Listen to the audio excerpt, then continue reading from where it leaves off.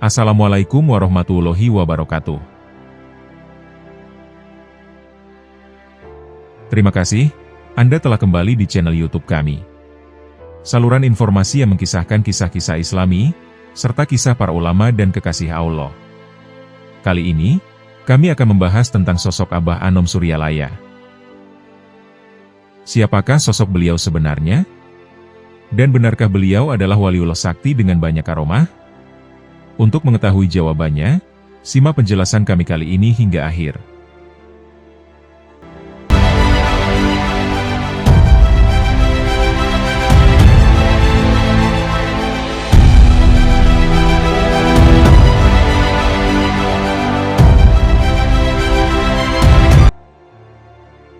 Abah Anom merupakan salah satu ulama karismatik Tanah Sunda.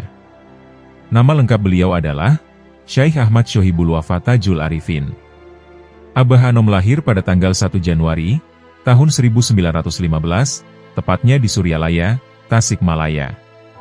Karena itulah, ada sematan Suryalaya pada akhir nama panggilan beliau. Sehingga, beliau pada akhirnya dikenal pula dengan nama Abah Anom Suryalaya. Abah Anom merupakan anak kelima dari Syekh Abdullah Mubarak bin Nur Muhammad, atau yang dikenal sebagai Abah Sepuh, pendiri pesantren Suryalaya. Sebuah pesantren tasawuf yang khusus mengajarkan Thariqah Qadiriyah wa Naqsyabandiyah. Perlu diketahui, ayah Abah Anom, Syekh Abdullah Mubarak, beliau termasuk salah satu murid dari Syekhona Muhammad Khalil Bangkalan. Abah Anom Suryalaya meneruskan tampuk kepemimpinan sang ayah, setelah beliau melanglang mencari ilmu hingga ke Tanah Suci Mekah Al-Mukarromah. Abah Anom juga terkenal akan kezuhudan dan kealimannya. Diyakini, beliau adalah seorang wali Allah atau waliullah dengan makom yang tinggi. Bagi umat muslim, kata aulia, atau yang sering juga disebut wali Allah, sebutan tersebut sudah tidak asing lagi. Selain itu, kata aulia juga tertulis di dalam ayat Al-Quran sebagai berikut. Ingatlah, sesungguhnya wali-wali Allah itu tidak ada kekhawatiran terhadap mereka, dan tidak pula mereka bersedih hati. Yaitu, orang-orang yang beriman dan mereka selalu bertakwa. Quran Surat Yunus, ayat 62 hingga 63. Di antara para aulia ilah tersebut adalah Syekh Ahmad Shohibul Wafa Tajul Arifin. Beliau juga dikenal dengan nama Abah Anom, sang mursyid Thariqah Qadiriyah Naqsyabandiyah. Abah Anom dikenal memiliki murid puluhan ribu yang tersebar sampai ke mancanegara. Karena kedekatannya dengan Allah, beliau juga dikenal sebagai seorang alim yang mempunyai kelebihan yang diberikan Allah. Banyak sekali kesaksian tentang karomah atau kelebihan yang dimiliki oleh Abah Anom. Berikut ini adalah kisah-kisah karomah dari Abah Anom Suryalaya. Pada tahun 1980-an, Muhammad Gose, seorang ikhwan-ikhwan Singapura, bersama kenalan barunya, Haji Yahya Hanafiah, mereka berkesempatan bertemu dengan macan Suryalaya, yakni Pangersa Abah Fakih. Mereka berdua ingin bertemu dengan Pangersa Abah Fakih, yang mana pada saat itu beliau sudah berusia 100 tahun lebih. Jam saat itu menunjukkan pukul 11 malam. Sebagian besar ikhwan sudah terlelap dalam mimpi mereka. Dalam malam, mereka masuk ke dalam Masjid Nurul Asror, dan menuju di mana Pangersa Abah Fakih berdiam. Mereka pun mendapatkan kesan-kesan yang mendalam mengenai tarekat. Pangersa Abah Fakih semakin meyakinkan mereka, bahwa satu orang yang ditentukan Allah itu adalah beliau, Pangersa Abah Anom, dan dia mentakdirkan yang satu itu ada di Indonesia. Pangersa Abah Fakih bercerita, bahwa beliau diamanahkan Pangersa Abah Sepuh, ayah angkat beliau, untuk mendidik dan membina Pangersa Abah Anom, dan menjaga beliau sejak beliau lahir di rumahnya Pangersa Abah Fakih, yang terletak di hadapan rumahnya Pangersa Abah Sepuh. Dan bisa dikatakan, bahwa Pangersa Abah Fakih lah yang telah mendidik Pangersa Abah Anom, bahkan dari segi amaliyah dan riyadoh, sehingga beliau bisa menjadi mursyid thariqah. Selang beberapa hari setelah Pangersa Abah Anom lahir, maka Pangersa Abah Fakih bermimpi menerima surat yang berasal dari Nabi Khidir, yang berisikan tentang nama, yaitu Shohibul Wafa, atau Tajul Arifin, dan telah ditandatangani oleh Al-Khidir.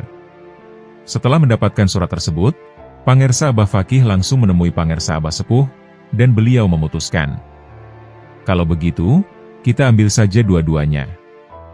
Di sini begitu terlihat, bahwa Pangersa Abah Fakih bukanlah orang sembarangan, di samping beliau pernah diberikan kewenangan untuk mandiri dalam tarekat, yakni sebagai mursyid, namun beliau lebih memilih untuk bertahan dan mengabdi di sisi guru beliau, dan sekaligus ayah angkat beliau, yaitu Pangersa Abah Sepuh. Cerita ini diambil dari ceramahnya Kiai Haji Muhammad Abdul Gaus Saifullah Al-Maslul, atau Ajengan Gaos, salah satu wakil talqin Thariqah Qadiriyah Naqsyabandiyah Pondok Pesantren Suryalaya Tasikmalaya, Jawa Barat, Indonesia. Diceritakan, ada seorang pemuda yang hobinya melacur, dan pemuda tersebut berniat untuk berhenti dari perbuatannya yang tercela itu. Sudah berbagai cara dilakukan untuk menghentikannya, namun tidak lantas membuat minat lacurnya berhenti. Padahal, pelaksanaan amalan ibadah yang super ketat, atas petunjuk dari para kiai yang pernah dikunjungi dari berbagai daerah pun belum berhasil. Jadi, sudah tidak asing lagi baginya riyadoh, atau latihan, seperti puasa, zikir, sholat baik yang sifatnya wajib maupun sunat dan amalan lainnya. Dalam keadaan kondisi jiwa yang begitu kritis, datanglah pemuda itu ke Pondok Pesantren Suryalaya untuk menemui seorang waliullah, yaitu Abah Anom, dan menceritakan maksud kedatangannya. Abah Anom berkata, "Tidak apa-apa, asal jangan dilakukan di depan Abah." Setelah itu pemuda yang hobi jajan perempuan itu ditalkin zikir tekien untuk diamalkan.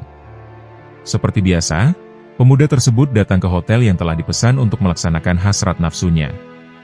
Setelah siap-siap semuanya, terbesit dalam jiwanya akan bayangan wajah Abah Anom, asal jangan di hadapan Abah. Pemuda itu terkejut dan gelisah, dengan segera meninggalkan hotel. Maka gagallah keinginan nafsunya. Di hari yang lain, pemuda itu datang lagi ke hotel untuk melaksanakan hasrat nafsunya yang tidak terbendung.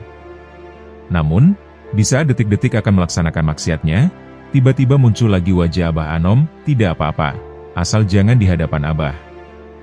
Pemuda itu kembali mengurungkan niatnya dan kembali pulang. Kejadian itu terus terulang, selalu melihat bayangan wajah Abah Anom di saat-saat akan melakukan maksiat. Akhirnya, dengan kejadian itu, pemuda tersebut menghentikan hobi buruknya itu untuk selamanya, dan menjadi pengamal Thariqah Qadiriyah Naqsyabandiyah.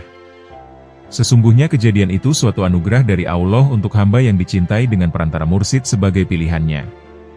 Bayangan wajah mursyid itu adalah sebagai burhana robbihi, cahaya atau tanda dari Allah, yang membawa berkah terhadap pemuda tersebut. Kita teringat akan kisah salah satu utusan Allah, yaitu Nabi Yusuf alaihi salam, yang ditolong Allah ketika akan terjadi maksiat dengan Siti Zulaiha. Dalam Al-Quran Surat Yusuf ayat 24, sesungguhnya wanita itu telah bermaksud melakukan perbuatan itu dengan Yusuf, dan Yusuf pun bermaksud melakukan pula dengan wanita itu, Zulaiha. Andai kata tidak melihat burhana robbihi, yaitu tanda dari Tuhannya. Demikianlah agar kami memalingkan daripadanya kemungkaran dan kekejian. Sesungguhnya Yusuf itu termasuk hamba-hamba kami yang terpilih. Quran Surat Yusuf, ayat 24. Dalam ayat ini terdapat perkataan Allah, burhana robbihi. Menurut perkataan Imam Ibnu Katsir dalam tafsir Ibnu Katsir, adapun maksud burhana robbihi yang terlihat oleh Yusuf, maka terdapat beberapa pendapat. Menurut sahabat Abdullah bin Abbas, Said, Mujahid, Sa'idi bin Jubair, Muhammad bin Sirin, Hasan, Qatadah, Ibnu Soleh, Dlohah, Muhammad bin Ishaq, dan lain-lain, yakni Yusuf melihat bayangan ayahnya, yakni Nabi Yakub. Rupanya, bentuknya seakan-akan ayahnya marah-marah. Menurut sebagian riwayat memukul dada Yusuf. Al-Aufi berpendapat dari Ibnu Abbas, maksud perkataan itu ialah Yusuf teringat kepada bayangan wajah suami Zulaiha, yaitu Raja Kitfir, yang seolah-olah ada di rumah, dan mengetahui apa yang akan diperbuat Yusuf. Demikian juga Muhammad bin Ishaq berpendapat yang sama. Kisah ini bersumber dari Kiai Haji Thohir Abdul Qohir. Tersebutlah seorang kiai bernama Kiai Haji Thohir, yang sedang menimba ilmu di salah satu pesantren di kotanya. Konon, sang guru yang mengajarkan ilmu di pesantrennya tersebut melarang Kiai Thohir untuk tidak menemui seorang kiai besar yang tinggal di Suryalaya bernama Abah Anom, apalagi berguru kepadanya. Namun, setelah melalui penelusuran dan pembelajaran ilmu tasawuf yang diajarkan di pesantren Suryalaya, akhirnya Kiai Thohir meminta kepada Abah Anom untuk dibayat dan ditalkin zikir, atau diajarkan zikir thariqah. Namun, tentu saja dalam benak Kiai Thohir kunjungannya ke Abah Anom yang tanpa sepengetahuan gurunya itu, nampaknya akan membuat murka di pesantren di kotanya. Apalagi, setelah ditalkin zikir, atau pengajaran zikir thariqah, Ada suatu amanat dari Abah Anom, yakni ucapan salam yang harus disampaikan kepada guru di pesantrennya. Ketika Kiai Thohir sedang duduk menunggu sholat berjamaah di Masjid Nurul Asror di Kompleks Pesantren Suryalaya, sebelum ia kembali bertolak ke kampung halamannya, pikirannya terus berkecamuk tidak bisa tenang.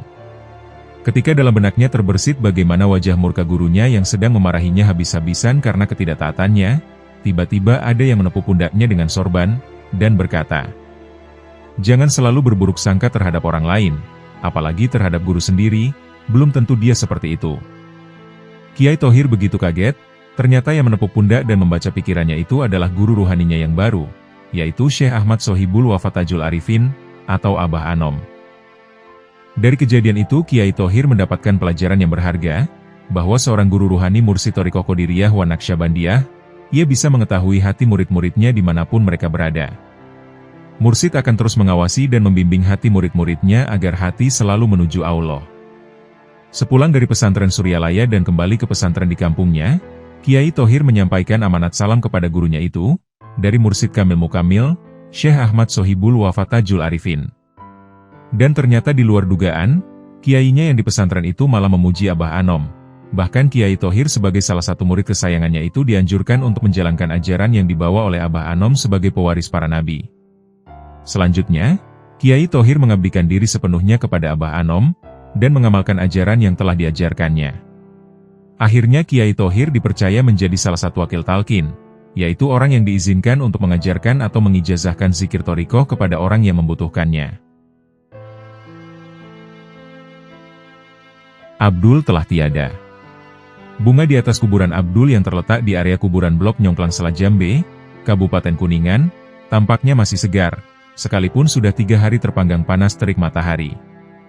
Begitu pula gundukan tanah merah tampak terlihat masih basah, padahal kuburan sekelilingnya sudah kering, bahkan terlihat retak-retak akibat kemarau berkepanjangan. Sepintas, tak ada yang istimewa pada kuburan tersebut. Sama saja seperti kuburan yang lainnya. Namun sesuatu yang beda akan terasa di sana. Wangi bunga akan tercium, manakala orang melewati kuburan tersebut. Memangnya, siapa yang telah tertidur di dalam sana? Berikut inilah kisahnya.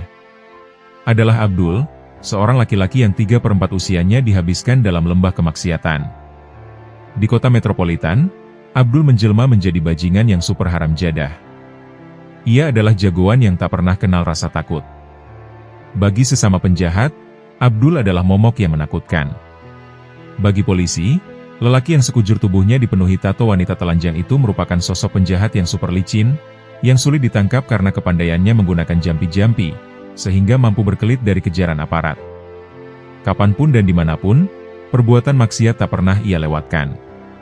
Hingga suatu malam di bulan November 2005, niat jahatnya muncul kembali ketika melihat seorang penumpang wanita sendirian di mobil omprengan daerah Pelumpang, Jakarta Utara. Bersama 2 orang temannya, ditodongkannya pisau ke arah sopir dan kernet yang tidak berdaya menghadapi ancaman tersebut. Keduanya lalu diikat lalu Abdul CS membawa kendaraan tersebut ke salah satu tempat di Bogor yang sudah mereka persiapkan sebelumnya. Sesampainya di tempat, Abdul CS bermaksud untuk meruda paksa wanita cantik tersebut. Dengan cara paksaan, wanita itu sebut saja Sinta diminta untuk melayani nafsu binatangnya. Namun Sinta berupaya sekuat tenaga untuk melepaskan diri dari bahaya sambil berteriak, "Abah, Abah, Abah, tolong saya." Subhanallah, atas kehendaknya, di saat Abdul akan melampiaskan nafsu kebinatangannya, tiba-tiba saja kemaluan miliknya mendadak terkulai lemas, dan ia merasakan kesakitan yang luar biasa. Begitu juga kedua temannya yang akan meruda paksa Sinta mengalami hal serupa. Dalam keadaan seperti itu, Sinta langsung melarikan diri. Setelah kejadian tersebut, Abdul CS mengalami nasib naas. Kemaluannya membengkak dan 3 bulan kemudian, 2 orang temannya mati mengenaskan akibat kemaluannya membesar. Untunglah, Abdul cepat sadar. Ia tahu bahwa peristiwa tersebut merupakan hukuman dari Allah atas dosa-dosa mereka yang telah diperbuat. Lalu, ia menemui salah seorang temannya yang sudah terlebih dahulu insyaf dan bertaubat. Setelah diutarakan maksud dan kedatangannya, teman Abdul tersebut membawanya ke salah satu majelis zikir dan kemudian bertaubat. Melalui kiai yang menuntunnya, ia pun tahu bahwa taubat tidak berarti harus menghilangkan seluruh tato yang ada di tubuhnya. Dengan semangat yang kuat dan tekad yang membaja, Abdul pun mendapatkan talqin zikir, dan mengamalkan semua amaliyahnya seperti hataman, meskipun dia hafalkan dari latinnya. Teman-teman seprofesi dulu di Jakarta banyak yang ia temui sehingga dia memutuskan untuk hijrah dari Jakarta ke kampung halamannya, takut jika niat jahatnya kembali muncul. Di kampung halamannya, masyarakat tidak begitu saja bisa langsung menerimanya, malah menaruh rasa curiga, bahkan tak jarang kata-kata pedas sering dilontarkan kepadanya. Berbekal tanbih dan zikrullah, ia tetap tersenyum dan berbaik budi.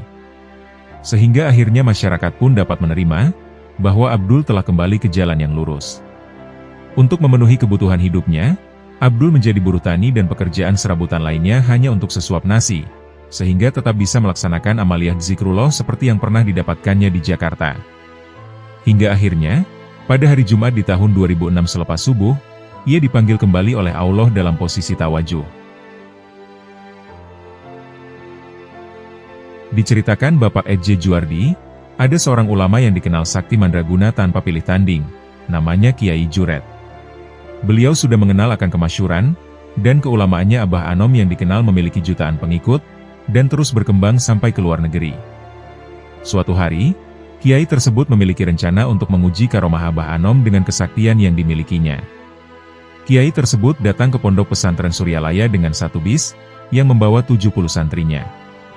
Semua santri kemudian disebar di sekitar pesantren Suryalaya. Setelah Kiai itu masuk ke halaman Abah Anom, tidak disangka, Abah Anom sudah berada di depan madrasah, dan menyuruh Kiai itu untuk masuk. Abah Anom menyuruh Kiai itu beserta 70 santrinya, agar segera masuk ke dalam madrasah. Kiai tersebut merasa kaget dengan penglihatan batin beliau. Kemudian Abah Anom meminta Kiai tersebut dan para santrinya untuk makan dahulu, yang telah beliau sediakan di madrasah.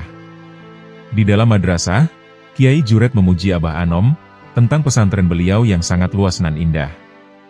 Akan tetapi, pujian itu dibumbui dengan kritik secara halus tentang kekurangan pesantrennya, yaitu tidak adanya burung cendrawasih, burung yang terkenal akan bulunya yang indah. Beliau hanya tersenyum dan menimpalinya dengan jawaban yang singkat. Tentu saja Kiai. Sesuatu di luar jangkauan akal terjadi setelah terucap jawaban dari Abah Anom. Tiba-tiba muncullah burung cendrawasih berbulu indah, melayang-layang di dalam madrasah yang sesekali hinggap. Kejadian itu membuat Kiai Juret terpesona akan karomah yang dimiliki beliau. Kiai itu pun kemudian diam 1000 bahasa. Ada sebuah keajaiban lagi pada waktu itu. Ketika makan dengan para 70 santrinya, nasi yang disediakan dalam bakul kecil itu tidak pernah habis. Hal itu mengingatkan akan kejadian mujizatnya Rasulullah Shallallahu Alaihi Wasallam. Kiai Juret sangat kagum akan karomah yang dimiliki beliau, dan merasa kesaktian yang dimilikinya, dan dibanggakannya itu sudah tidak ada artinya di hadapan Abah Anom. Memanglah benar, ada sebuah ungkapan, di atas langit ada langit. Namun, Kiai Juret masih penasaran dan tidak mau kalah begitu saja. Setelah makan, Kiai tersebut meminta kepada Abah Anom untuk mengangkat kopiah atau peci miliknya. Yang mana, sebelumnya para santri sudah mencoba mengangkat, tapi tidak ada yang bisa. Subhanallah, hanya dengan tepukan tangan Abah Anom ke lantai, peci itu terbang melayang-layang. Kiai Juret kemudian merasa malu, dan kalah lagi. Selanjutnya, Kiai tersebut mengeluarkan batu yang telah disediakan sebelumnya. Dan batu itu dipukul dengan kekuatan tangannya sendiri, sehingga batu itu terbelah menjadi 2. Sedangkan, belahannya diberikan kepada Abah Anom. Kiai Juret lalu meminta kepada Abah Anom untuk memukulnya, sebagaimana yang telah ia contohkan sebelumnya. Abah Anom kemudian mengatakan kepada Kiai Juret, Abah tidak bisa apa-apa. Yang bisa membelah itu adalah Allah. Baiklah, Abah hanya minta kepada Allah, itu pun kalau diizinkan. Selanjutnya, batu itu diusap oleh tangan Abah Anom. Ajaibnya, batu itu kemudian malah menjadi air. Subhanallah. Namun Kiai tersebut masih penasaran, karena kesaktiannya belum bisa mengalahkan karomah Abah Anom. Kiai Juret kemudian mencoba menguji lagi karomah beliau, kali ini dengan buah kelapa. Kiai Juret sudah menyediakan buah kelapa, yang telah ia bawa sebelumnya. Kiai tersebut meminta hal yang aneh-aneh kepada Abah Anom, agar isi dalam buah kelapa tersebut ada ikan, yang memiliki sifat dan bentuk tertentu. Dengan tawadunya, Abah Anom kemudian menjawab, "Masya Allah, kenapa permintaan Kiai ke Abah berlebihan? Abah tidak bisa apa-apa. Seharusnya minta kepada Allah saja. Jangan kepada Abah. Hanya Allah lah yang bisa mewujudkan segala sesuatu, karena dialah yang maha berkehendak dan berkuasa," ucap Abah Anom. Kiai itu masih penasaran akan permohonannya kepada Abah Anom. Selanjutnya Abah Anom berkata lagi, "Baiklah kalau begitu, kita memohon kepada Allah. Mudah-mudahan Allah mengabulkan kita." Setelah berdoa, beliau menyuruh kelapa itu untuk dibelah dua. Dan dengan izin Allah, di dalam buah kelapa itu ada ikan yang sesuai dengan permintaan Kiai Juret. Subhanallah. Selanjutnya, entah dari mana datangnya, di tangan Abah Anom sudah ada ketepel. Dan kemudian ketepel itu diarahkan lalu ditembakkan ke langit-langit madrasah. Yang terjadi sungguh di luar jangkauan akal. Tiba-tiba muncullah dari langit-langit, seekor burung putih yang jatuh di hadapan Kiai Juret dan Abah Anom. Setelah kejadian itu, Kiai Juret menangis di pangkuan Abah Anom. Kiai Juret lalu sadar, dan memohon maaf atas kesombongan, serta kesalahannya. Akhirnya Kiai Juret memohon kepada Abah Anom, untuk diangkat menjadi muridnya, dan menjadi seorang pengamal Thariqat Qadiriyah wa Naqsyabandiyah. Kiai itu kemudian ditalkin, serta diajarkan zikir Thariqat Qadiriyah wa Naqsyabandiyah. Dengan talkin zikir itulah, bisa menyadarkan akan adanya Allah yang maha mengetahui atas perbuatan jahat makhluknya, baik lahir, maupun batin, dan Allah maha kuasa atas segala sesuatu. Setelah ditalkin Kiai menangis di pangkuan Abah Anom sampai tertidur. Anehnya, setelah bangun dari tidur, Kiai Juret sudah berada di masjid. Subhanallah.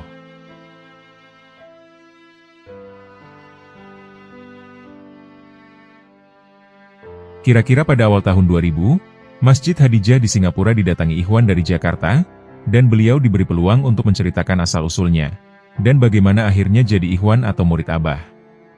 Nama dan identitas beliau tidak dapat kami umumkan di sini. Beliau berkata, lebih kurang maknanya sebagai berikut. Saya berasal dari keluarga India yang berpegang teguh pada ajaran agama Hindu yang ada di Jakarta. Saya mempunyai nasib yang jauh lebih baik, sebab tiap kali para sama, kalau dalam agama Islam seperti ibadah sholat istikharah, saat memilih dan melantik tukang untuk membuat patung atau Tuhan agama Hindu, maka nama saya yang selalu keluar. Sehingga banyak kuil-kuil di Jakarta yang membuat patung adalah saya. Sayalah orangnya yang lebih tahu bagaimana bentuk dan coraknya, bagaimana jarinya yang menggenggam, yang terbuka, giginya yang mana satu ditaringkan, dan yang mana satu diratakan. Semuanya ada makna yang dalam, mengikut kepercayaan orang Hindu. Agama Hindu bagi saya tidak pernah menjadi keraguan dalam hidup saya. Seiring dengan waktu yang berjalan dan ayah saya telah berpulang ke pangkuan Sang Ilahi, maka sayalah sebagai anak sulung yang pertama kali meletakkan api untuk membakar jasad ayahanda kami. Selepas upacara pembakaran, saya mulai meragui agama Hindu, jiwa saya mulai tertanya-tanya, sehingga kebingungan menyelimuti hati saya. Pada saat itu saya memohon dengan Tuhan semesta alam untuk menunjukkan jalan keluar bagi pertanyaan-pertanyaan yang tidak dapat dijawab. Dalam agama Hindu, Tuhan semesta alam itu adalah Tuhan yang paling agung, dan dialah yang menjaga semua ratusan Tuhan. Tuhan semesta alam ini, kalau dalam agama Islam disebut Allah Subhanahu wa Ta'ala. Selepas bermohon kepada Tuhan semesta alam, jiwa saya sedikit merasakan ketenangan batin. Akhirnya saya memutuskan untuk meninggalkan agama Hindu, dan kemudian mengkaji agama lain.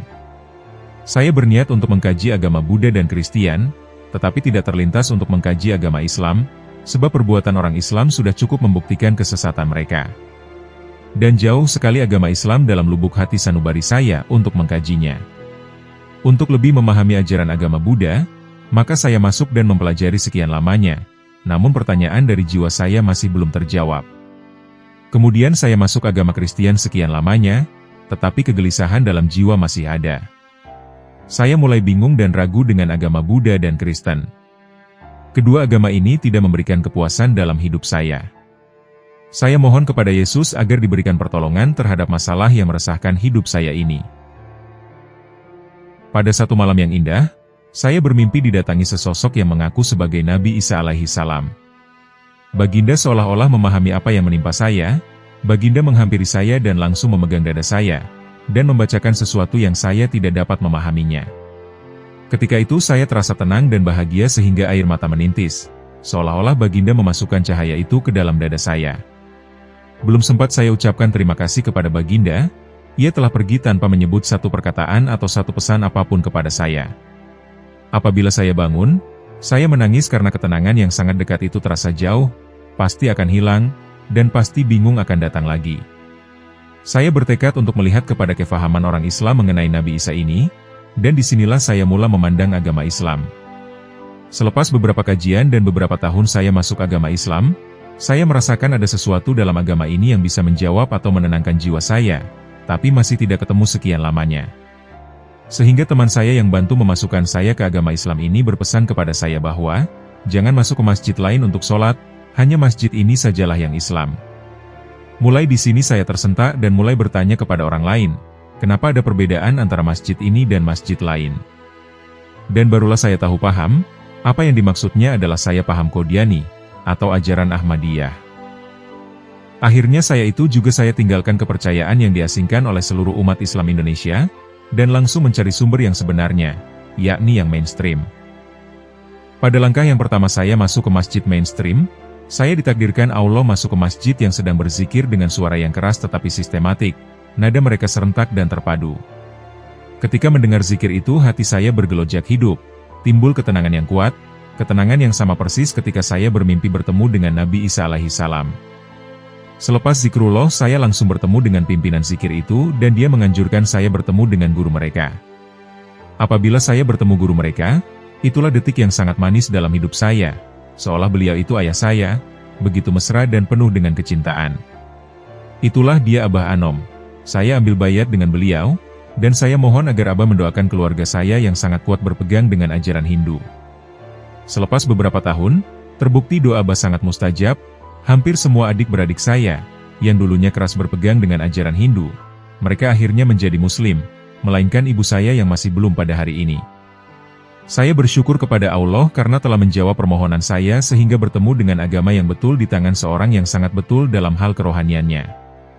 Profesi saya sekarang bisnis dengan permaidani dengan buatan tangan sehingga berkat doa Abah, saya mempunyai kilang untuk menguruskan perdagangan ini, dan bisa mengirim ke Masjid Hadijah ini. Saya makin diperlihatkan karomah Abah setiap hari dan ramai juga masuk Islam di tangan beliau.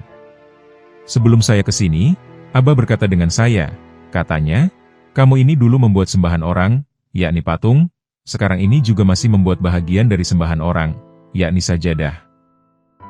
Selepas mengamalkan zikrullah hati saya makin tenang dan syukur, serta saya ingin berpesan kepada para ikhwan Singapura, walaupun berjauhan dengan Abah, tapi dengan rajin beramal, pasti tercapai ketenangan yang sama.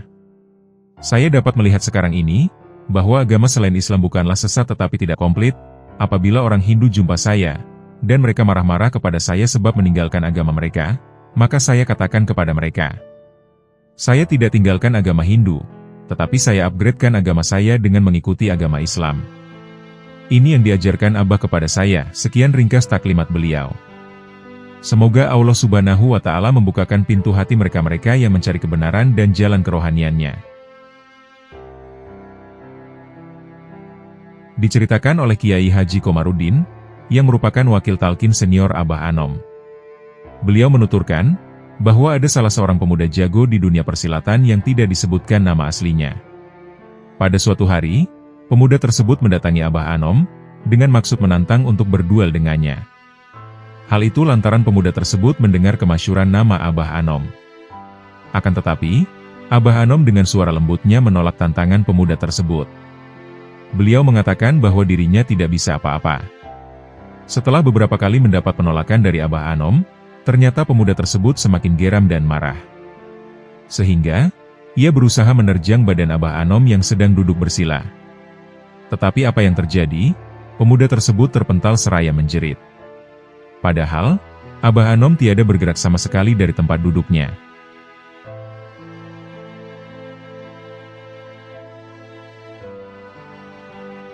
Cerita ini Al-Fakir peroleh dari seorang ikhwan Singapura, yang bernama Sheikh Alwi bin Sheikh Ali pada tahun 1996. Beliau menceritakan, bahwa pernah satu ketika Abah didatangi seorang kiai yang mempunyai ilmu sakti, dan beliau menunjukkan kesaktiannya kepada Abah, tapi dapat diamankan oleh Abah. Kiai ini mencoba Abah untuk mengeluarkan ilmu kesaktiannya, namun Abah merendah diri. Akan tetapi dia masih meminta dan memohon kepada Abah, lalu Abah tanya apa yang dia mau. Kiai ini berkata, "Saya ingin seekor ikan." Lalu Abah mengisyaratkan dengan tangannya, seolah-olah beliau memancing ikan di hadapannya. Maka keluarlah seekor ikan dari cawan kopinya Kiai ini. Ketika itu Pak Kiai tercengang dan terbelalak, ia tidak percaya apa yang dia lihat. Ada seekor ikan tersebut menggelitik-gelitik keluar dari cawan yang dia sendiri memintanya. Kemudian timbul keinsafan dalam diri Pak Kiai ini, dan mohon dari Abah agar ajarkan kepadanya ilmu tersebut, maka Abah memberikan bayah zikir kepadanya. Kisah ini bersumberkan dari seorang ikhwan yang tidak mau dikenali identitasnya. Beliau adalah murid Abah di Singapura, yang paling banyak melihat karomah Abah dengan mata kepalanya sendiri secara langsung, dan bukan hanya menerusi mendengar dari orang lain. Sehingga beliau tidak mempunyai ruang dalam dirinya yang mengkhawatiri kewalian Abah, walaupun banyak para guru yang hebat-hebat beliau telah ketemui sejak zaman mudanya. Selepas kepergian Pangersa Abah, kita tidak seharusnya bersedih terus-terusan, malah kita seharusnya bersyukur kepada Allah terus-terusan di mana Allah sempat menemukan dalam hidup kita seorang waronya yang sangat hebat ini, dan lebih dari itu belajar dan ambil zikrullah darinya. Kejadian ini saya lihat sebelum tahun 1995 di mana Abah mulai uzur. Rombongan itu terdiri dari para ulama atau kiai, kebanyakannya dari Bandung dan juga dari berbagai tempat, dan kelihatan mereka sudah menyiapkan soalan-soalan masing-masing untuk ditanyakan kepada Abah. Masalah-masalah fikih dan sebagainya yang rumit-rumit dan payah-payah agar Abah tidak berdaya dalam menjawabnya dan mereka juga merekamnya. Dengan seperti itu mereka bermaksud untuk menjatuhkan intelektual Abah, dan menyebarkannya. Jumlah mereka yang ada dalam rombongan ini kurang lebih berjumlah 100 orang. Wakil dari rombongan itu memulai dengan kata-kata yang indah, apabila sudah sampai berhadapan dengan Abah di Madrasah Suryalaya. Kata-katanya manis bak madu yang tumpah, bagaikan pembuka tirai bersilaturahim. Selepas itu Abah menyambut kata-kata aluan mereka, Abah turut menyambut kedatangan mereka dengan tangan terbuka dan Abah juga turut prihatin dengan maksud mereka ke Suryalaya. Abah mengatakan bahwa Abah masih belajar, dan Abah mengamalkan apa yang diajar oleh ayahandanya. Suasana tegang bertukar jadi hening dan terharu, hanya dengan beberapa kata-kata Abah yang merendah diri itu, mereka kelihatan melinangkan air mata mendengar ucapan Abah yang merendah diri. Akhirnya mereka semua menangis dan minta Abah bayatkan zikir. Pada awalnya mereka bersemangat untuk bertanya dengan niat yang tidak baik tetapi bertukar menjadi insaf dan taubat. Kejadian seperti ini sama persis berlaku pada zaman Tuan Syekh Abdul Qadir Jailani, tatkala beliau didatangi 100 ulama dari Baghdad dengan niat mencoba kefahaman agamanya. Tuan Syekh menjawab semua soalan-soalan mereka satu persatu, sebelum mereka mula membuka mulut untuk bertanya. Di sini terlihat cara yang sama berlaku antara Abah dan Tuan Syekh. Hanya Abah bertindak dengan cara yang berlainan dari cara Tuan Syekh, karena beliau mengambil sikap merendah dirinya dengan Tuan Syekh. Semoga Allah Subhanahu wa Ta'ala mencururi rahmat dan keredoannya kepada Abah dan para wakilnya, karena telah berpenat lelah dan bersusah payah membimbing umat ke jalan yang diridainya. Kami mendapatkan kisah ini dari si Fulan, seorang ikhwan Singapura yang identitasnya tidak ingin disebutkan, yang melihat dengan mata kepalanya sendiri kejadian yang sangat ajaib ini. Kira-kira pada tahun 1972, Fulan sedang duduk-duduk bersama teman seorang dua dengan Abah di dalam madrasah. Tiba-tiba pintu masuk yang berdekatan dengan tangga naik ditendang dengan sangat kuat, sehingga terbuka pintu tersebut. Kata Fulan, saya melihat seorang pendekar yang sangat hebat dan menakutkan, karena dia memakai pakaian pendekarnya yang lengkap, serta benar-benar bersedia untuk menyerang. Kata beliau, jika dia menuju ke Abah, saya rasa tenang sedikit. Tetapi jika dia menuju ke arah saya, habis semua cerita, ucapnya sambil berjenaka. Abah dengan tenang menegur saya beserta teman di sebelah, ya jangan tengok, tutup matanya, zikir hafid terus, bantu-bantu Abah. Pendekar ini kemudian menyeret kakinya ke bumi pada setiap langkah kiri dan kanannya, sambil membuka jurusan silatnya menuju ke Abah. Dan barulah kami tahu bahwa dia memang berniat untuk menyerang Abah, tapi Abah dengan tenang duduk di tempatnya bersila, sambil mengingatkan Fulan untuk teruskan zikir hafinya. Ketika si pendekar ini dekat pada Abah, kira-kira jarak lagi 6 atau 7 langkah lagi, pendekar itu tiba-tiba terpelanting ke belakang dan jatuh rebah. Pendekar ini bangun kembali, dan memulai serangan keduanya, namun ketika ia sampai di lokasi yang sama tadi, ia terpelanting lagi ke belakang.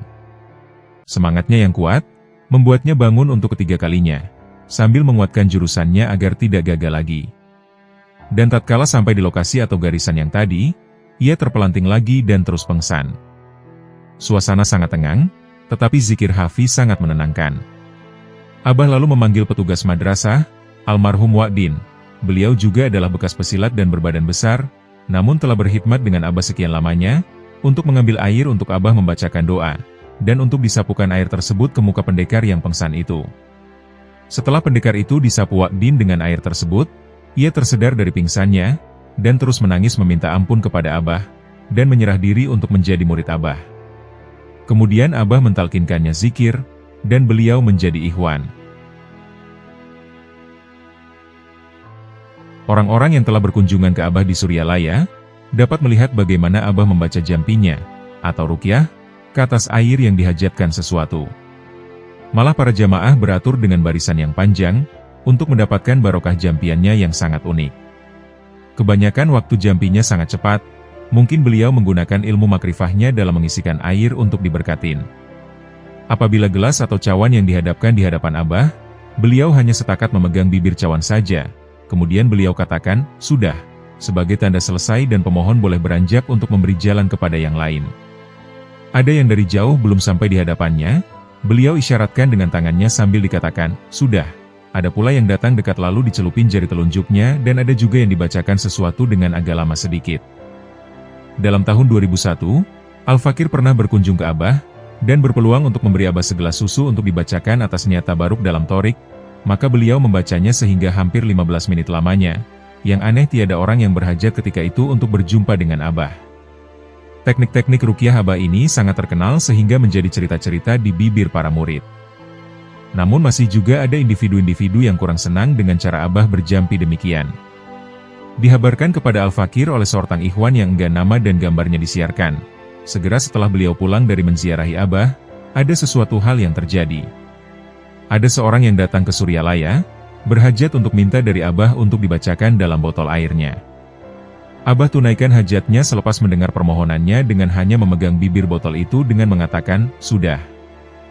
Si fulan ini, mungkin kali pertama melihat Abah jampi air, menggerutu dan tidak senang dengan cara Abah itu. Ia seolah-olah mencurigai sambil merasakan apa yang dibacakan, apa yang dilakukan, seperti tidak ada apa-apa, gumamnya dalam hati. Si fulan jelas kecewa, karena Abah Anom tidak membaca sepotong doa pun pada botol air itu. Selepas keluar dari madrasah Suryalaya, si fulan berjalan di lorong-lorong itu, dan melihat kolam yang terdapat banyak ikannya. Karena kecewa, maka dituangnya air dalam botol yang telah dijampikan Abah itu, dengan mengatakan, "Percuma wong airnya tidak diapa-apakan." Tidak lama kemudian, beliau datang kembali ke kolam yang sudah dikerumuni orang, dikarenakan mereka melihat ikan-ikan dalam kolam tersebut mati semua. Si fulan baru tahu betapa kuatnya jampian Abah tersebut. Kiai Haji Muhammad Ali Hanafiah Akbar, itulah nama seorang kiai yang berasal dari Surabaya. Tidak terbayangkan, kiai pemimpin pesantren tersebut adalah mantan jagoan jalanan. Ini berdasarkan cerita beliau sendiri, bahwa dirinya sejak kecil tidak kepikiran punya cita-cita jadi kiai, apalagi memimpin pesantren. Akan tetapi, cita-citanya sejak kecil adalah ingin menjadi seorang jagoan. Keinginannya yang sangat kuat inilah, membuatnya sangat gigih di dalam mendalami ilmu kanuragan atau ilmu bela diri. Bahkan, setiap ada orang yang terkenal jago silat, pasti bakal ia datangi. Berbekal ilmunya tersebut, Ali berusaha menjadi jagoan jalanan di Surabaya dan akhirnya ia pun hijrah ke Jakarta. Dan di Jakarta, ia menjadi tukang pukul salah satu perusahaan.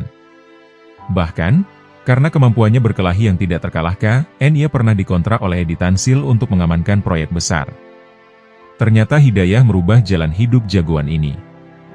Ia kemudian bertemu dengan salah seorang murid Abah Anom.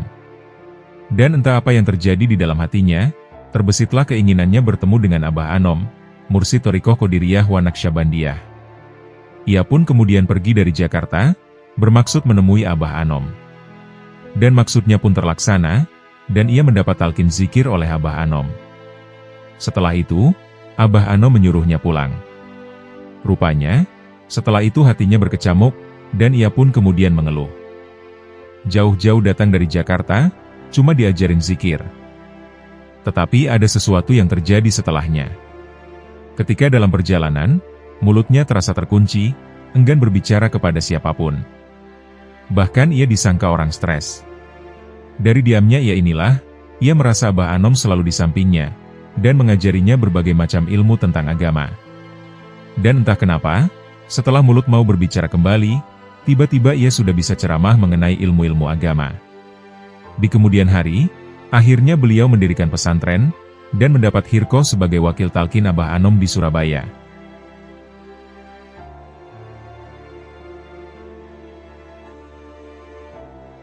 Kisah ini bersumber dari Iwan Darmawan, Ikhwan Tekien dari Jakarta.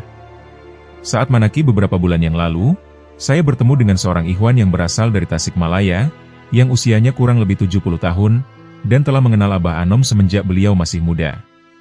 Manakib di Suryalaya beberapa bulan yang lalu, saya bertemu Ir Ayat Hidayat, Ketua Koperasi Hidmat PP Suryalaya.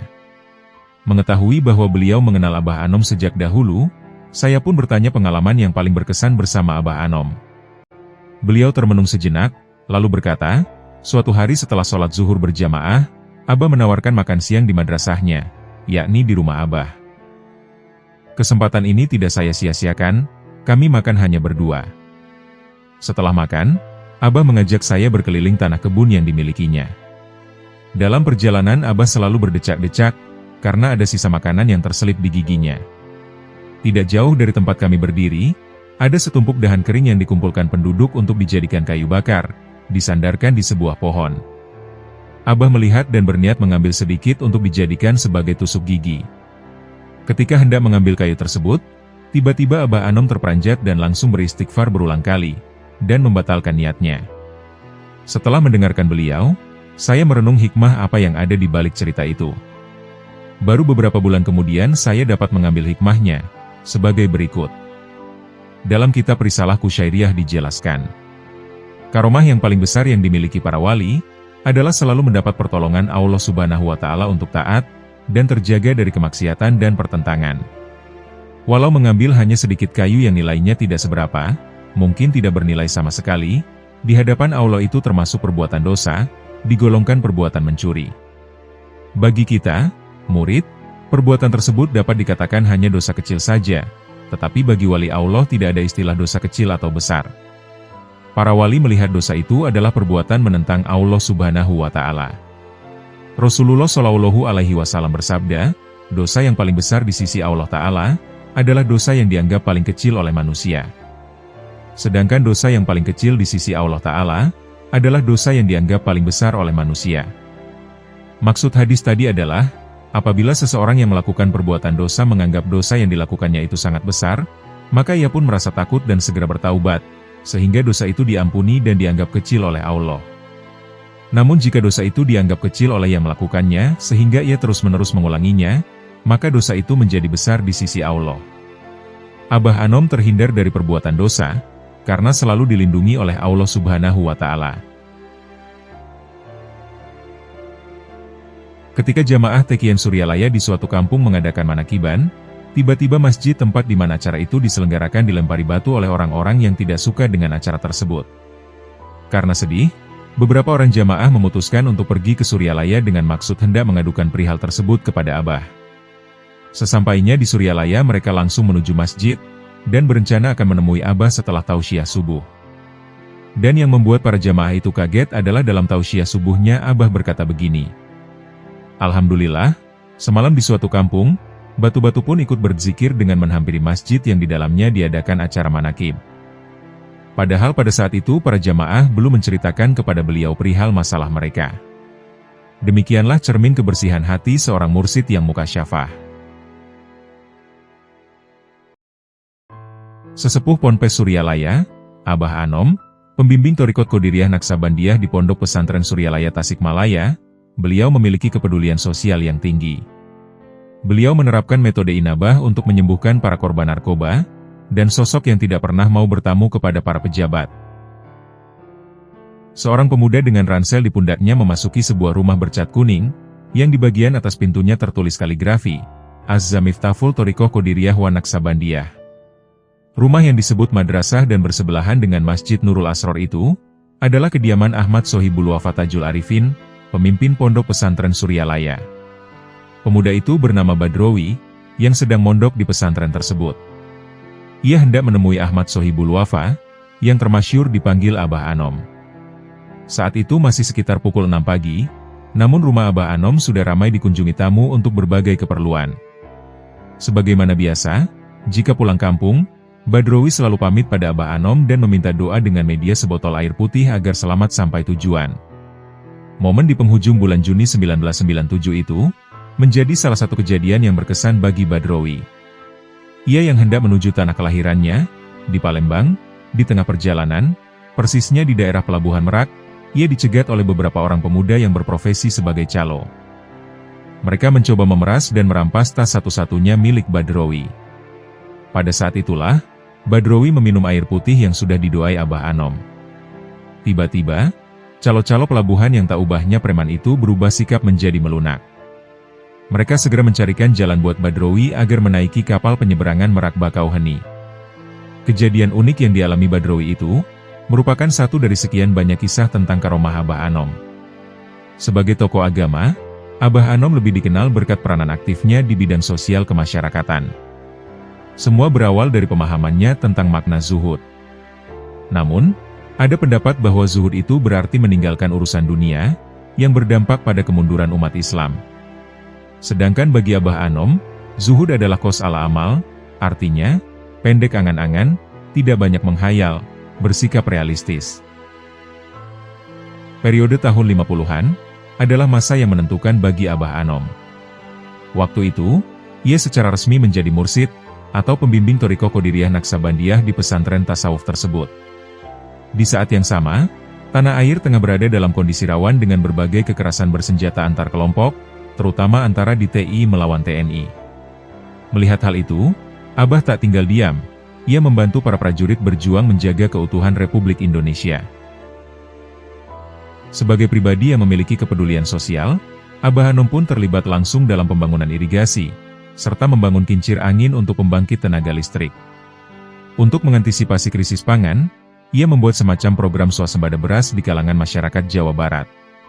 Kegiatan itu kemudian menggugah Menteri Kesejahteraan Rakyat Suprayogi dan Jenderal A.H. Nasution, untuk meninjau aktivitas di Pondok Pesantren Suryalaya.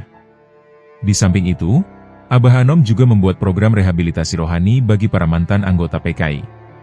Kontribusinya itu berhasil mendatangkan berbagai penghargaan dari Jawatan Rohani Islam Kodam 6 Siliwangi, Gubernur Jawa Barat, dan instansi lainnya. Sejak itu, Abah Anom mengembangkan metode Inabah sebagai penyembuhan rohani. Tidak hanya sekadar nama untuk pesantrennya, Inabah adalah landasan teoritis untuk membebaskan pasien dari gangguan kejiwaan, karena ketergantungan terhadap narkoba. Orang yang dirawat dengan metode Inabah, diperlakukan seperti orang yang dianggap memiliki masalah kejiwaan. Dan terapi yang digunakan terhadap mereka adalah melalui zikir. Menurut Badrowi, proses yang harus dilewati terlebih dahulu dalam Inabah, adalah mandi yang dilakukan di malam hari. Dan biasanya itu dilakukan di atas pukul 12 malam. Di kemudian hari, oleh banyak peneliti, metode tersebut dianalisis dan ternyata dapat dibenarkan secara ilmiah, ujar Badrowi. Air di malam hari, ternyata mengandung molekul-molekul yang baik untuk kesehatan. Beberapa penghargaan akhirnya diberikan kepada Abah Anom, khususnya terkait metode penyembuhan terhadap pecandu narkoba tersebut. Berdasarkan hasil penelitian Dr. Juhaya S. Praja tahun 1981 hingga 1989, sebanyak 93,15% dari 5.845 anak binaan yang mengikuti program Inabah, bisa kembali menjadi normal. Abah Anom mengatakan, makanan tidak halal adalah salah satu penyebab penyakit. Pada 1980, diadakan lokakarya di pesantren tersebut yang dihadiri oleh 8 departemen sekaligus, yang merupakan kerjasama lintas sektoral, yang dibuat khusus untuk menanggulangi kenakalan remaja. Akhirnya pada Januari 2009, Abah Anom menerima piagam Distinguished Service Awards dari IFNGO Perserikatan Bangsa-Bangsa. Sebuah penghargaan tertinggi yang diberikan lembaga internasional itu bagi pengabdian seseorang dalam pemulihan korban narkoba. Piagam itu diserahkan di Australia oleh Chairman IFNGO, Dr. Casey Lam, kepada perwakilan pesantren Suryalaya di Jakarta, Ir Ucu Suparta. Abah Anom dinilai telah menyelamatkan nyawa serta masa depan anak-anak bangsa. Penghargaan itu terlihat dipajang di dinding ruangan tamu rumah Abah Anom. Abah Anom adalah pengagum Syekh Abdul Qadir Jailani, yang antara lain memberikan tuntunan, "Dudukkanlah dirimu bersama kehidupan duniawi, sedangkan kalbumu bersama kehidupan akhirat, dan rasamu bersama Robmu." Abah Anom adalah ulama karismatik yang kepemimpinan dan pengabdiannya di tengah masyarakat, membuat para tokoh di tanah air menaruh hormat kepadanya. Para presiden atau wakil presiden RI bahkan pernah bertandang ke pesantrennya. Diawali dengan kunjungan mantan Presiden Soeharto pada tahun 1995. Kedatangan Presiden Soeharto saat itu didampingi Muardiono, yang ketika itu menjabat Menteri Sekretaris Negara. Menjelang pemilihan Presiden 2004, giliran Megawati Soekarno Putri yang datang, didampingi tokoh Partai Golkar Akbar Tanjung. 5 tahun berselang, Jusuf Kalla yang saat itu hendak menyalonkan diri sebagai presiden pada 2009, ia juga mengunjungi Abah Anom. Di tahun yang sama, Presiden SBY pun tak mau ketinggalan. Sebaliknya, sampai akhir hayatnya, Abah Anom tidak pernah mengunjungi siapapun pejabat di negeri ini. Kecenderungan itu membuat Abah Anom juga dijuluki Kiai Pasak Bumi. Artinya, Abah Anom hanya akan selalu menerima tamu di tempatnya ketimbang menjadi tamu di tempat lain. Abah Anom meninggal Senin 5 September 2011, sekitar pukul 11.50 WIB, atau bertepatan dengan Hari Milad Pesantren Suryalaya 5 September 1905. Sebelumnya, almarhum tidak terbaring sakit atau dirawat di rumah sakit. Bahkan, ia sempat menerima tamu di kediamannya. Usai menerima tamu, tiba-tiba ia merasakan sakit. Abah Anom memang diketahui mengidap penyakit jantung.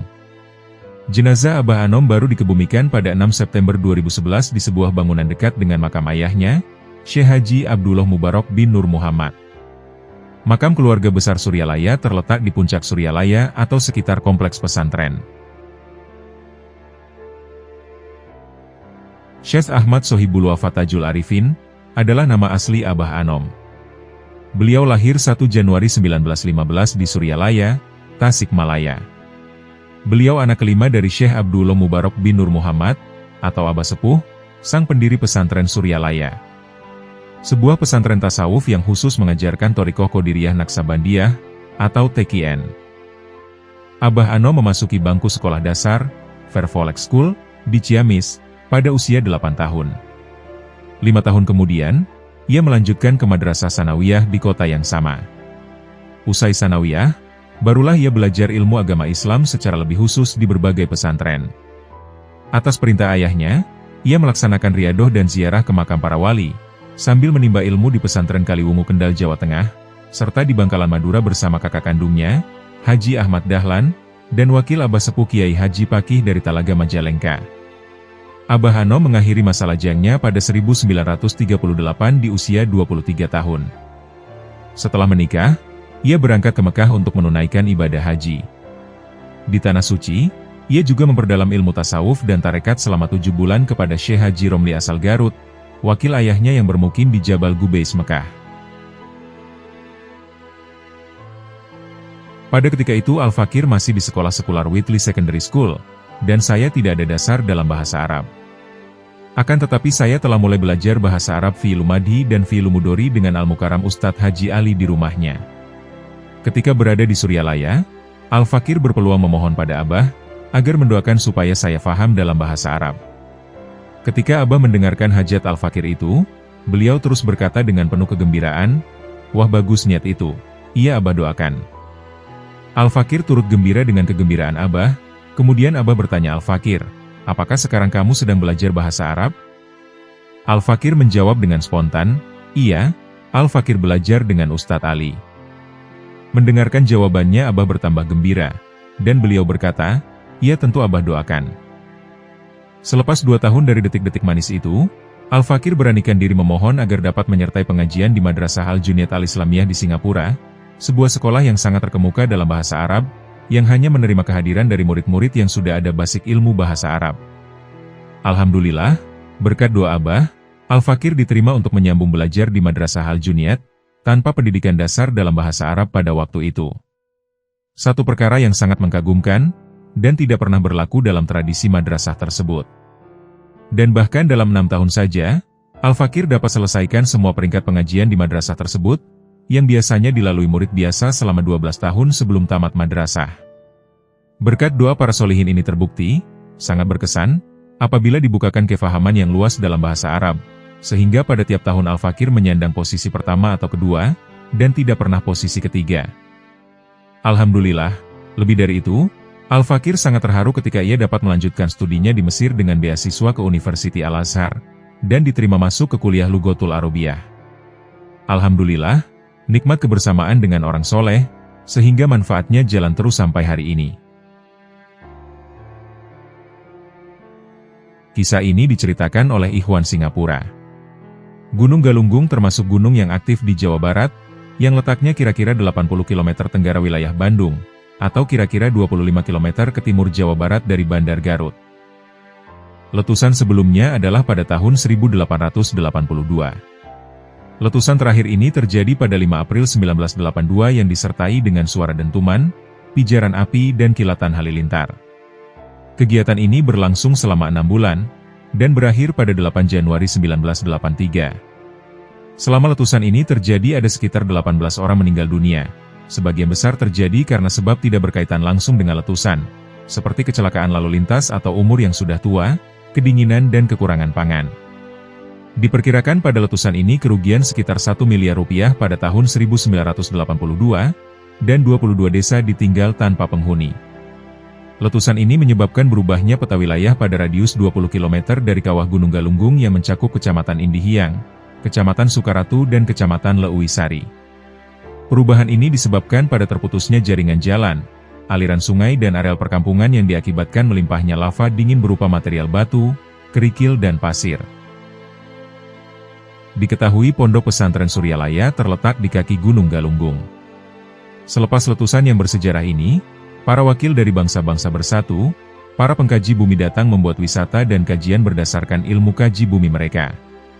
Mereka mengungkapkan kekaguman dan kehairanan, karena mendapatkan Pondok Pesantren Suryalaya yang terletak di kaki gunung tersebut tidak tersentuh sedikit pun dari limpahannya, padahal semua limpahan lavanya terlimpah jatuh dengan dahsyatnya di bagian sebelah gunung yang lain, dan jauh pula pengalirannya. Abah membuat ucapannya berkaitan letusan itu sambil berkata, "Kita harus bersyukur, karena Allah Subhanahu wa Ta'ala masih ingin perjalanan kita diteruskan." Semoga Allah mencucuri rahmat dan keriduannya kepada Abah Anom, Hadratus Syekh Ahmad Sohibul Wafatajul Arifin, yang telah membantu menyelamatkan jutaan umat dengan doa-doanya serta karomahnya. Kiai Haji Dodi Firmansyah, dirinya pernah ditanya oleh almarhum Sayyid Muhammad Al-Maliki Al-Hasani pada saat 40 hari menjelang wafatnya. Kiai muda asal Garut tersebut terperanjat saat al-alamah tersebut tiba-tiba menanyakan sosok guru yang telah menanamkan kalimat agung di lubuk hatinya. Lebih terkejut lagi saat ulama tersebut tercekat, sewaktu disebutkan nama Syekh Ahmad Sohibul Wafatajul Arifin. Secara spontan Sayyid Muhammad Al-Maliki Al-Hasani menyebutkan, bahwa Syekh Ahmad Sohibul Wafatajul Arifin adalah Sultanul Aulia fi hadza zaman, atau rajanya para wali pada zaman ini, bahkan beliau pun menyebutkan Qodasawullahu sirrohu, bukan Rodiyawullahu anhu seperti yang kebanyakan disebutkan oleh para ikhwan. Walaupun secara zohir Abuya Sayyid Muhammad Alawi Al-Maliki belum bertemu dengan Abah Anom, namun keduanya telah mengenal di alam ruhani yang tak dibatasi ruang dan waktu. Ada cerita menarik dari Subhan, seorang dosen IAILM Suryalaya, yang mana ia pernah silaturahmi kepada Tuan Guru Ijai Martapura Kalimantan Selatan. Tuan Guru Ijai menyebutkan, Syekh Sohibul Wafatajul Arifin adalah lautan Thorikoh. Abah Guru sekumpul dikenal sebagai seorang wali mursyid yang masyhur, yang beliau banyak dikunjungi para alim ulama habaib dari belahan dunia. Syekh Muhammad Zaini Abdul Goni juga pernah menyampaikan, bahwa Syekh Sohibul Wafatajul Arifin adalah lautan Thorikoh. Berita ini pun disampaikan langsung ke Abah Anom, dan dibalas pula oleh Abah Anom, bahwa Syekh Muhammad Zaini Abdul Goni adalah lautan ilmu. Satu makluman kami perolehi dari Al-Fadil Ustadz Muhtar bin Habib, ketika beliau berkunjungan ke Batu Pahat menziarahi almarhum Habib Ali. Diketahui, almarhum Habib Ali adalah salah seorang wali Allah dan ahli mukasyifin dari para hambanya. Al-Fakir sendiri sudah 3 kali menziarahi beliau, pada awalnya tahun 1997. Banyak yang tidak mengenal Habib Ali ini, sehingga almarhum Al-Alamah Habib Umar bin Abdullah Al-Hatib menghabarkan kewaliannya kepada para muridnya di Singapura. Selepas kewafatan Habib Omar, barulah para murid berkunjungan ke rumah Habib Ali ini. Nama penuhnya ialah almarhum Habib Ali bin Ja'far bin Ahmad bin Abdul Qadir Al-Aidrus. Rumah Habib Ali yang sangat sederhana itu senantiasa penuh dengan para tetamu dari Singapura. Di antara karomahnya, apa yang kita bicarakan dalam perjalanan ketika menziarahinya, nanti sesudah berjumpa dengan beliau, selepas beramah tamah, beliau akan mengangkat percakapan yang seolah-olah menyambung percakapan yang diucapkan dalam perjalanan. Itulah salah satu bukti kekasyafan beliau. Almarhum Habib Ali sangat teliti dan halus perhatiannya, beliau selalu memilih perkataan yang tepat untuk berbicara, agar tidak keterlaluan atau berkurangan dalam ekspresinya. Dihabarkan kepada kami, bahwa Ustadz Mukhtar apabila meneruskan pengajiannya di Pondok Pesantren Suryalaya, beliau berkunjungan ke Batu Pahat menziarahi Habib Ali untuk mendapatkan doa beliau. Pada tahun 2004 atau 2005, Ustadz Mukhtar ketika sedang berlibur ke tanah air, di Singapura, beliau menziarahi Habib Ali lagi. Apabila ditanya oleh Habib Ali mengenai tempat pengajiannya, Ustadz Mukhtar menjawab bahwa beliau belajar di bawah bimbingan Abah Anom. Apabila Habib Ali mendengar nama Abah Anom, beliau mengatakan, "Abah Anom adalah penegak agama Islam." Demikian kata-kata almarhum Habib. Kata-kata Habib Ali menggembirakan Ustadz Mukhtar, karena Habib Ali sangat teliti orangnya dalam memberikan komentar atau nasihat, ditambahkan lagi beliau seorang wali Allah. Penegak agama Islam dalam istilah tasawuf yang terdekat ialah sebutan muhyiddin, yang berarti penghidupkan agama. Dengan seseorang itu berjaya menghidupkan agama, artinya dia telah menegakkan agama, dan jika seseorang itu mematikan nilai-nilai agama, artinya dia telah menghancurkan agama al-fakir. Mungkin tak banyak orang yang tahu bahwa Habib Ali Batu Pahat ini dilahirkan di Purwakarta, Jawa Barat pada tahun 1919. Bahkan sebagian keluarganya saat ini juga masih berada di sana. Tahun 1926, yaitu saat berumur 7 tahun beliau tiba di Singapura, tapi hanya sebentar, lalu ia kembali lagi ke Indonesia. Tahun 1929, untuk kedua kalinya ia datang ke Singapura, dan kemudian menetap di sana hingga tahun 1942. Di Singapura ia tinggal bersama ayah dan kakaknya, Habib Abdul Qadir bin Ja'far Al-Aidrus, di sebuah rumah di Arab Street. Ketika itu sang kakak baru datang dari Hadramaut. Berdasarkan cerita yang pernah disampaikan Habib Ali sendiri, kedatangan sang kakak mendapat sambutan yang amat hangat dari penduduk Singapura pada saat itu. Habib Abdul Qadir sendiri wafat di Purwakarta, dan dimakamkan di sana. Tahun 1942 Habib Ali hijrah ke Batu Pahat, Johor, Malaysia, hingga hari wafatnya. Semasa hidupnya di negeri rantaunya yang baru ini, Habib Ali menjadi tempat mengadu berbagai permasalahan banyak orang, termasuk para muslimin Singapura. Dalam majalah Sinar Thariqah Islam disebutkan, Syekh Muhammad Nazim Adil Al-Hakani pernah mengatakan bahwa Syekh Ahmad Sohibul Wafatajul Arifin adalah wali agung di Timur Jauh. Hal itu pernah disampaikan juga di kampus oleh Kiai Haji Wahfiuddin, setelah Syekh Muhammad Nazim Adil Al-Hakani ke Ponpes Suryalaya menemui Abah Anom. Pada kesempatan bertemu dengan Abah Anom, Syekh Nazim juga menyampaikan pidatonya di Pondok Pesantren Suryalaya. Berikut ini isi pidato beliau. Banyak para alim ulama dan para cendekiawan muslim memberikan pengetahuan agama kepada umat, pengetahuan itu bagaikan lilin-lilin.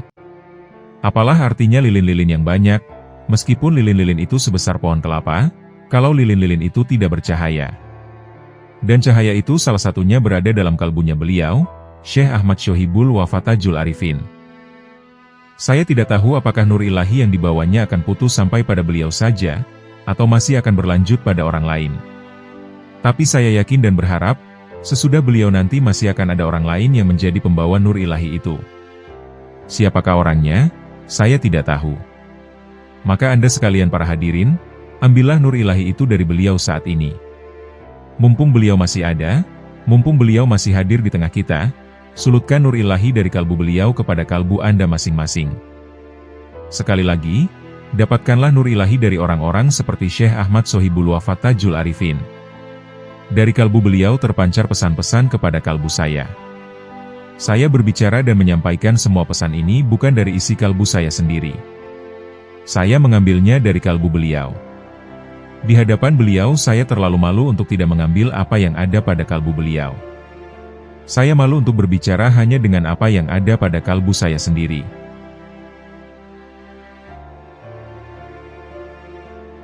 Kiai Haji Sohibul Wafatajul Arifin, atau yang biasa disapa Abah Anom Suryalaya. Beliau dilahirkan pada tanggal 1 Januari tahun 1915. Abah Anom dilahirkan di Kampung Godebah, Desa Tanjung Kerta, Kecamatan Pegeura Geung, Tasikmalaya, dan bertempat di Pondok Pesantren Suryalaya Tasikmalaya. Abah Anom wafat pada hari Senin, tanggal 5 September, tahun 2011, di Rumah Sakit TMC Tasikmalaya. Beliau wafat pada usia yang ke-96 tahun. Abah Anom merupakan putra kelima Syekh Abdullah bin Nur Muhammad, pendiri Pondok Pesantren Suryalaya. Sedangkan sang ibu bernama Hajjah Juhriyah. Abah Anom memulai perjalanan menuntut ilmu agama Islam secara lebih khusus. Abah Anom belajar ilmu fikih dari seorang kiai terkenal di pesantren Cicariang Cianjur. Kemudian beliau belajar ilmu nahwu, sorof, dan balaghah kepada kiai terkenal di pesantren Jambu Dipa Cianjur. Setelah kurang lebih 2 tahun di pesantren Jambu Dipa, beliau melanjutkan ke pesantren Gentur, Cianjur yang saat itu diasuh oleh Ajengan Syatibi. Abah Anom melanjutkan belajar di pesantren Cireungas, Cimelati Sukabumi. Pesantren ini sangat terkenal sekali, terutama pada masa kepemimpinan Ajengan Aceng Mumu yang ahli ilmu hikmah dan silat. Dari pesantren inilah, Abah Anom banyak memperoleh pengalaman dalam banyak hal termasuk bagaimana cara mengelola dan memimpin sebuah pesantren. Pada saat itu, beliau telah menguasai ilmu-ilmu agama Islam. Oleh karena itu, pantas jika beliau telah dicoba dalam usia muda untuk menjadi wakil talqin Abah Sepuh. Karena kegemarannya bermain silat, dan memperdalam ilmu agamaannya, kemudian beliau menimba ilmu di sebuah pesantren di Panjalu. Beliau melanjutkan lagi di pesantren Citengah, Panjalu, yang dipimpin oleh Haji Junaedi, yang terkenal sebagai ahli alat, jago silat, dan ahli hikmah. Di Tanah Suci Mekah, beliau banyak menimba ilmu seperti fiqh, hadits, tauhid, tafsir dan lain sebagainya. Beliau berguru kepada para ulama di Mekah dengan sistem bandungan. Di Mekah, beliau juga memperdalam ilmu tasawuf di Ribat Naqsyabandi, yang terletak di Jabal Kubaisi. Ketika itu, beliau dibimbing oleh Syekh Romli, yang merupakan salah seorang wakil talqin dari Abah Sepuh. Sepulang dari Mekah, dan setelah bermukim kurang lebih 7 bulan, dapat dipastikan, Abah Anom telah mempunyai banyak pengetahuan, dan pengalaman keagamaan yang mendalam. Pengetahuan beliau meliputi tafsir, hadits, fikih, kalam, dan tasawuf yang merupakan inti ilmu agama. Ketika Abah Sepuh wafat, pada tahun 1956, Abah Anom harus mandiri sepenuhnya dalam memimpin pesantren. Dengan rasa ikhlas dan penuh ketauladan, Abah Anom gigih menyebarkan ajaran Islam. Di samping melestarikan dan menyebarkan ajaran agama Islam melalui metode Thariqah Qadiriyah Naqsabandiyah, Abah Anom juga sangat konsisten terhadap perkembangan dan kebutuhan masyarakat. Menurut Abah Guru Sekumpul, Mursyid Tarekat Samaniyah, Abah Anom adalah lautan Thariqah. Kalam dari Abah Guru Sekumpul tersebut kemudian dibalas oleh Abah Anom, bahwa Abah Guru Sekumpul adalah lautan ilmu. Dalam rangka memberikan andil terhadap bangsa dan negara, Abah Anom memiliki peran serta dengan menangani para korban kecanduan narkoba, yang disebut dengan inabah. Metode yang diterapkan oleh Abah Anom di dalam inabah adalah menggunakan metode zikir dan sholat, serta mandi taubat. Amalan tersebut merupakan amalan tarekat dari Abah Anom. Dengan metode inilah, ribuan pecandu narkoba berhasil disembuhkan. Bahkan, inabah sekarang sudah berkembang ke beberapa daerah di Indonesia, hingga mancanegara. Demikianlah pembahasan dari kami tentang kisah kewalian dari Abah Anom Suryalaya. Semoga Allah Subhanahu wa Ta'ala mengumpulkan kita dengan para kekasihnya, di dunia maupun akhirat. Semoga kita dapat meneladani kepribadian akhlak para kekasih Allah, serta mengambil hikmah dari kisah-kisahnya. Dan semoga dengan apa yang telah kami sampaikan, dapat menambah ketakwaan kita kepada Allah Subhanahu wa Ta'ala. Wallahu a'lam bishawab.